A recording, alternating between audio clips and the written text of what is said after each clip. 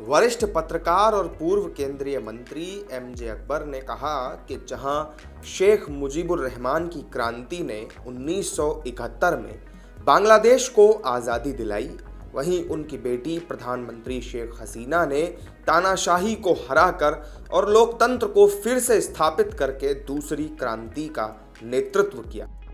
India narrative संगठन द्वारा कोलकाता में भारत बांग्लादेश संबंधों पर आयोजित किए गए एक कार्यक्रम के दौरान ढाका के लेखक और पत्रकार सैयद बदरुल एहसान के साथ बातचीत के दौरान अकबर ने ये सभी बातें कही। राज्यसभा के पूर्व सदस्य अकबर ने यह भी कहा कि 1971 की लड़ाई केवल आज़ादी की लड़ाई नहीं थी, वो विचारधारा की लड़ाई भी थी।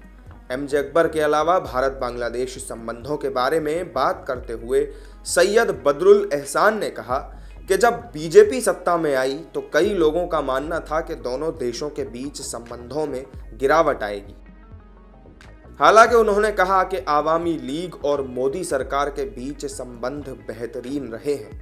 भारत के साथ हमारे संबंध ऊपर की ओर बढ़ रहे हैं। भारत का निर्यात हमारे लिए $14 बिलियन है, लेकिन हमारा कम है। भारत बांग्लादेश संबंधों में गर्माहट के बारे में अकबर ने एहसान के साथ सहमति जताई। उन्होंने कहा कि दोनों देशों के बीच अच्छे संबंध हैं। सीमा से जुड़ी एक समस्या जो जमी हुई थी उसे भी सुलझा लिया गया। आज हमारे देश से बांग्लादेश को बिजली की आपूर्ति हो रही है। दोनों देश पड़ोसियों के अर्थ को पुनर्परिभाषित कर रहे हैं। सत्र के मॉडरेटर SV रमन, पूर्व निदेशक गोएथे इंस्टीट्यूट, मैक्स मूलर भवन, कोलकाता ने सहमति जताई कि विभाजन का विचार सभी के लिए सही नहीं था।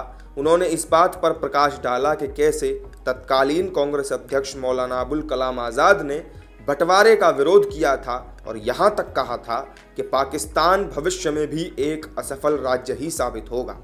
न्यूज़ रूम पोस्ट के लिए प्रशांत भारद्वाज की रिपोर्ट।